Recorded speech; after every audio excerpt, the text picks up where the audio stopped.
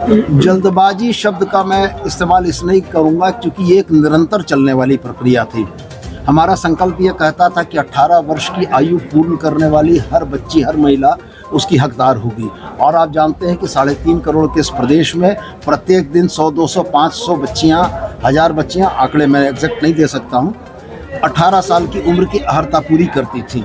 तो जो न्यूकमर की एंट्री हो रही थी वो हड़बड़ी का परिचायक नहीं था। इस योजना का लाभ अधिकाधिक जनता तक भेजने की बात थी। हाँ, किसी भी योजना के क्रियान्वयन के दौर में कुछ गलतियां होती हैं, कुछ चीज़ें ऐसी हैं जो कि एक्सिक्यूट करने पर समझ में आती हैं, वो चीज़ें समझ में आई। अब उसका समाधान करते हुए उसको सुधार कर बाकी चीज़ों को हम लोग लागू करें। मंत्री जी, क्या लाभुकों की संख्या में कटौती की गई है या कुछ लोगों को होल्ड पर रखा गया है? अयोग्य लाभुकों के मामले पर सरकार ने यह कदम उठाया है। जो अयोग्य लाभुक हैं निश्चित रूप से वो जो पात्रता नहीं रखते हैं उनको नहीं मिलेगा, और जो योग्य लाभुक हैं उनका चयन करके अवश्य देंगे। चलते सत्र में माननीय मंत्री रामदास सोरेन जी, चमरा लिंडा जी ने यह कहा था कि होली से पूर्व चला जाएगा, और हम ये उम्मीद करते हैं कि माननीय मंत्री का कथन सत्य हो।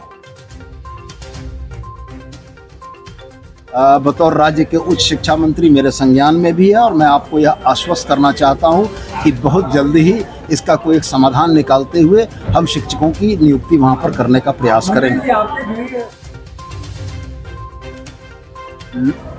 संविधान निर्माताओं ने भारतीय लोकतंत्र में 3 वर्टिकल्स की परिकल्पना की थी, न्यायपालिका, विधायिका और कार्यपालिका, और तीनों को ही लगभग समकक्ष स्थान दिया गया था। यह बात सही है कि तीनों को ही एक दूसरे का समादर करते हुए इस संरचना को चलाना चाहिए था, लेकिन मैं स्पष्ट कहता हूं कि हाथ की जब 5 उंगलियां बराबर नहीं है तो सारे विधायी सदस्य एक जैसे नहीं हैं, सारी कार्यपालिका के सदस्य एक जैसे नहीं हैं। माननीय सदस्य का जो भी कल सदन को दी गई सूचना है उस पर संसदीय कार्य मंत्री ने बड़ा स्पष्ट वक्तव्य दिया था कि वो इस संबंध में इस आशय की पूरी जानकारी लेते हुए विधि सम्मत कार्रवाई करेंगे।